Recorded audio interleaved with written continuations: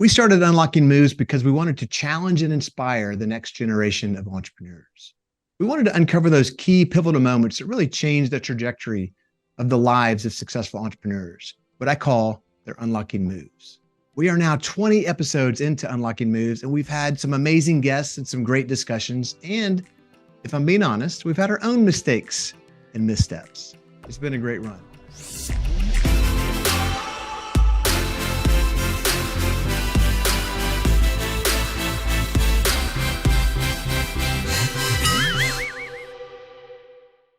After 20 episodes, we decided to take a step back.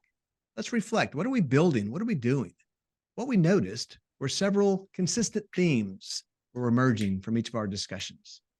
And I won't want to spoil you with what those themes were, but suffice it to say, we're going to do little episodes like this to uncover each of them as we go. For now, I'll share with you two themes that we've uncovered. The first was failure is a very common theme. Many, really most, really all of the successful people you know have overcome failure. One of my favorite quotes is from Edwin Lewis Cole. The winners in life aren't those who never fail, they're those who never quit. And I think that's amazingly true. So we are going to see some episodes about failure. Another one is taking risks. So many of us see opportunities and we say something like, someday I want to do this, or someday I'm going to do that, or somebody really ought to invent fill in the blank. But we very rarely do.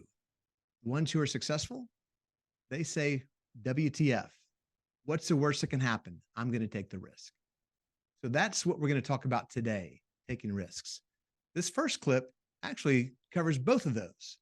My guest was James Dumolin, who, along with his brother Jack and a high school friend, founded the School of Hard Knocks, which has drawn an amazing number of followers on TikTok, Instagram, YouTube, and other social platforms. They come up to random people who they think are successful based on where they are, how they dress, and the car they drive, and they ask them some advice. What would they tell the 20-year-old version of themselves? What made them successful? What are some key tips that they would give to the younger generation? Full disclosure, when I first met them, I kind of thought they were punking people. Like I was going to be in the next episode of Punks. But what I found out was they do an amazing job of providing great advice to aspiring entrepreneurs. I encourage you to check out the School of Hard Knocks. In this first clip, he talks about the best pieces of advice that he's gotten from the thousands of entrepreneurs he's met on his street beat and interviewing them at their homes. The first one, take the risk or lose the chance. For one, right off the bat, it's take the risk or lose the chance.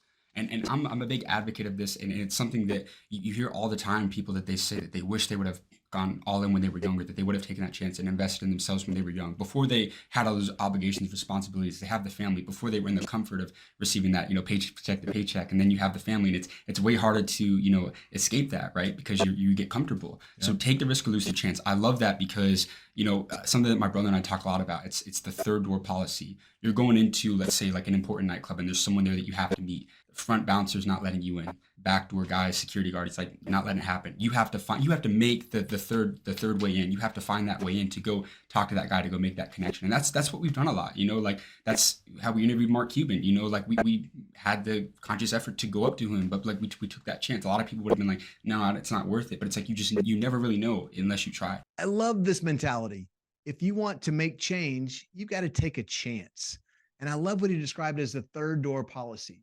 Find a way in. This actually leads to another clip from the folks at School of Hard Knocks. They went door to door in one of the swankiest neighborhoods in Austin, asking advice. Same type of advice they do to people on the street, but they went to door to neighborhoods in Austin. They knocked on over 200 doors to get to this story you're about to hear.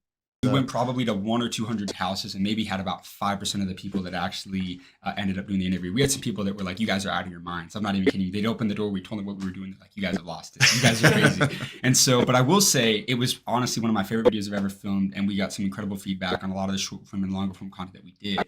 I'll tell you one story that I thought was amazing from that video is, so we interviewed a guy. I don't know if you saw, there was a guy in a robe. I haven't seen that one yet. Okay. So he answered the door. He was in a Versace robe. And we ended up doing a 15-minute interview with this guy. Come to learn, he owned a company called Capstar Broadcasting, which he owned like 350 radio stations, and he ended up exiting and made. So Robert Hicks, Stephen Hicks. Stephen Hicks. Yeah.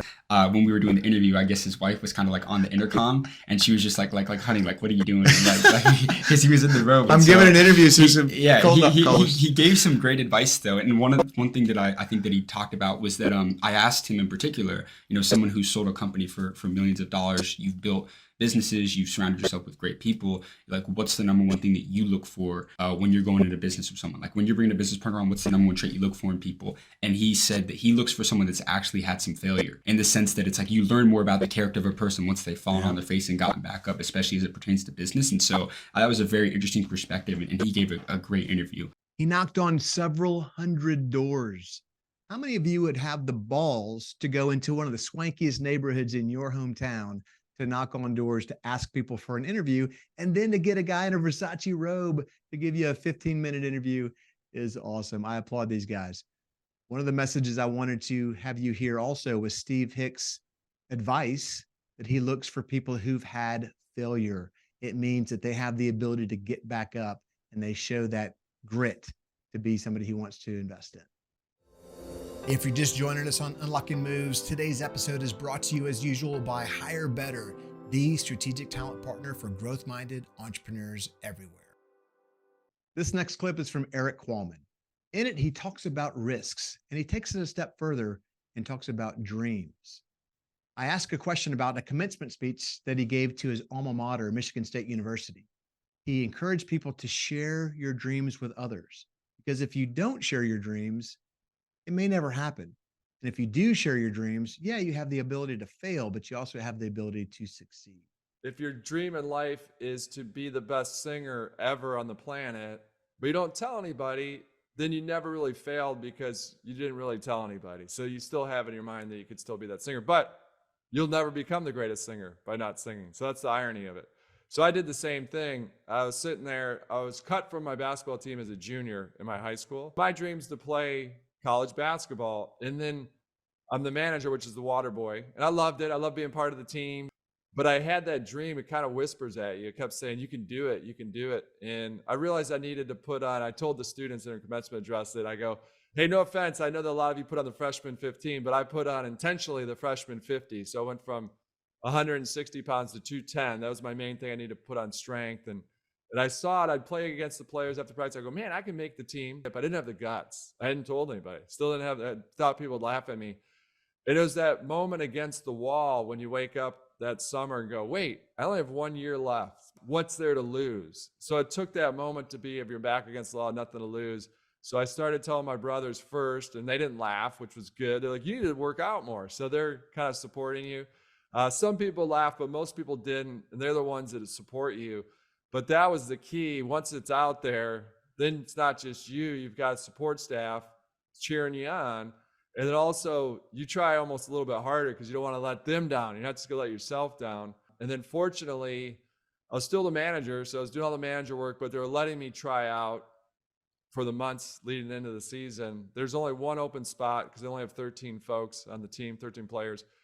And then I walked in, I remember it was in October, it was for media day. And there in the locker was 42, Jackie Robinson's number.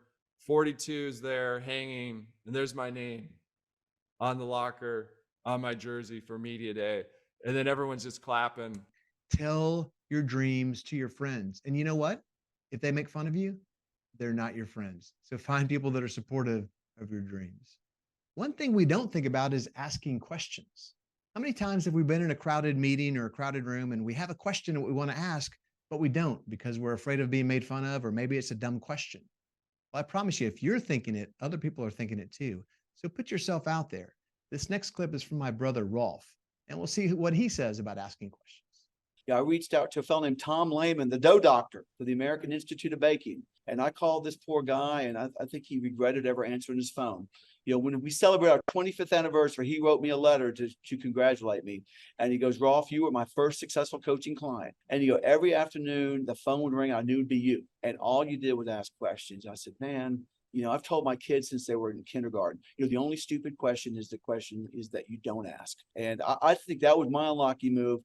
I love that advice. The only stupid question is the one that isn't asked. And since he's my brother, I've heard his kids, my nephews and niece, say it many times in their lives. Lastly, I want to leave you with this fun clip from Scott Jensen. As entrepreneurs, we often do things for the first time and we're figuring things out. And, if we don't know how to do things, we got to figure it out.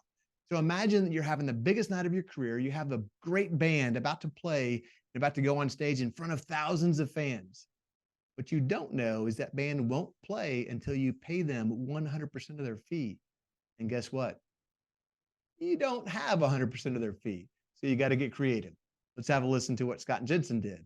In this business, you're usually wiring half of the money as a guarantee up front. And we didn't kind of know that. We didn't know we had to have like either a cashier's check for the other half. We still have people waiting outside, to buy 400 or 500 tickets. So we didn't have enough cash. Like we had cash at the cash registers of the bars, but we needed to get people to buy their tickets and get in to get enough cash to get the money. It was literally our bar backs that were taking tip jars and keeping track of what was in them, putting them into 5-gallon buckets, running them down to the office. And then we're counting it out like dollar bill by dollar bill to get, whatever it was, $15,000 or $20,000 for the other half of the guarantee. I hope you've enjoyed this montage of greatest hits for Unlocking Moves.